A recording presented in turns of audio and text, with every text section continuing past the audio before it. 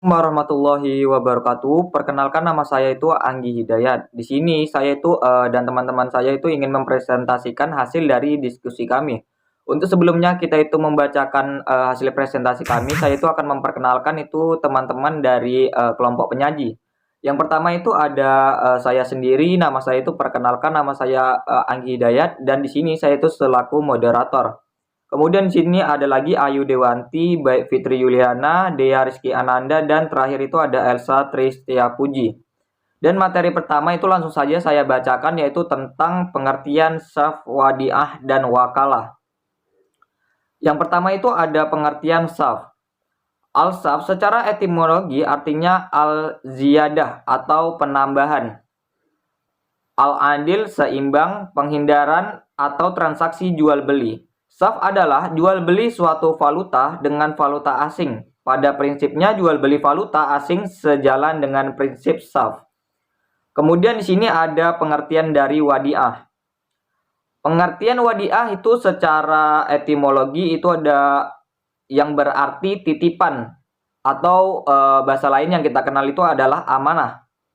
Kata al-wadi'ah memiliki bentuk masdar dari fi'il madi wada'a yang dapat diartikan sebagai meninggalkan atau meletakkan, yaitu meletakkan suatu kepada orang lain untuk dijaga dan dipelihara, sehingga secara sederhana wadi'ah adalah suatu yang dititipkan atau barang yang diamanahkan. Itu saja, sekian dari saya dan akan dilanjutkan lagi oleh teman saya yang berikutnya. Pengertian wakalah. Wakalah secara etimologi yang berarti al-hifz atau pemeliharaan, al-tafwid penyerahan, pendelegasian atau pemberian mandat. Sedangkan secara terminologi, wakalah adalah pemberi kewenangan atau kuasa kepada pihak lain tentang apa yang harus dilakukannya, dan ia penerima kuasa secara syar'i menjadi pengganti pemberi kuasa selama batas waktu yang ditentukan. Transaksi falas sesuai syariah.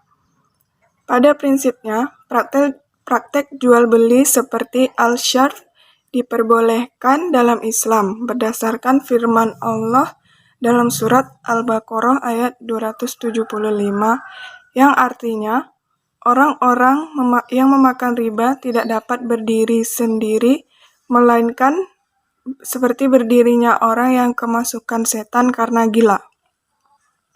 Yang demikian itu karena mereka berkata bahwa jual beli sama dengan riba. Padahal Allah telah menghalalkan jual beli dan mengharamkan riba. Barang siapa mendapat peringatan dari Tuhannya, lalu dia berhenti, maka apa yang telah diperolehnya dahulu menjadi miliknya, dan urusannya terserah kepada Allah. Barang siapa mengulangi, maka mereka itu penghuni neraka. Mereka kekal di dalamnya. Assalamualaikum warahmatullahi wabarakatuh. Baiklah, saya Baik Fitriana akan melanjutkan materi yang teman saya bacakan tadi. Pada prinsip syariahnya, praktek jual beli valuta asing dapat dianalogikan dan dikategorikan dengan pertukaran antara emas dan perak, atau dikenal dengan teknologi fikih dengan istilah al-saraf yang disepakati para ulama tentang keabsahannya. C. Akuntansi sorof. Sorof adalah perjanjian jual beli suatu valuta dengan valuta lainnya, atau sorof making adalah menjual nilai sesuatu dengan nilai sesuatu yang lainnya, meliputi emas dengan emas, perak dengan perak, dan emas dengan perak. Dalam kamus istilah fikih disebutkan bahwa bai sorof adalah menjual mata uang dengan mata uang, seperti emas dengan emas. Aplikasi dan ilustrasi. Yang pertama, transaksi dalam valuta asing dijabarkan ke dalam rupiah menggunakan kurs laporan atau penutupan yang ditetapkan oleh Bank Indonesia, yaitu kurs tengah yang merupakan rata-rata kurs beli dan kurs jual berdasarkan kurs Reuters pada pukul 16.00 WIB setiap hari. Yang kedua, transaksi dalam melakukan pencatatan transaksi mata uang asing terdapat dua metode yang dapat digunakan, yaitu yang pertama single currency atau satu jenis mata uang, dan yang kedua itu multi currency atau lebih dari satu jenis mata uang. Selanjutnya D. Jenis akad wadiah. Jenis akad wadiah ada dua. Yang pertama yaitu wadiah yad al-amanah. Wadiah yad al-amanah yaitu titipan yang bersifat amanah belaka kedua pihak atau penitip dan akan dititipi, melakukan kesepakatan bahwa barang yang dititipkan tidak digunakan dalam hal apapun oleh mereka yang dititipi. Pihak yang diberi amanah hanya menjaga keberadaan harta yang dititipi tersebut. Dalam kondisi yang seperti ini, tidak ada kewajiban bagi orang yang dititipi untuk menanggung kerugian jika barang dititipkan itu rusak, terkecuali ada unsur kesengajaan atau karena kelalaian. Yang kedua ada wadiah yad al-damanah. Wadiah yad al-damanah yaitu akad titipan di mana pihak yang dititipi harus menanggung kerugian. Akad wadiah pada dasarnya bersifat amanah. Assalamualaikum warahmatullahi wabarakatuh. Perkenalkan, nama saya Elsa Prastia Puji. Baiklah, di sini saya akan melanjutkan materi yang telah dibacakan oleh teman saya Dea Rizky Ananda. Baiklah, saya akan menjelaskan akuntansi pemilik barang wadiah.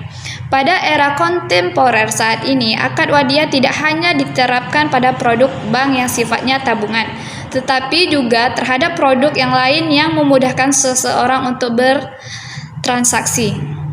Produk tersebut adalah e-money. Secara sederhana, e-money adalah sistem uang elektronik yang mengonversi uang kertas yang berbentuk kartu.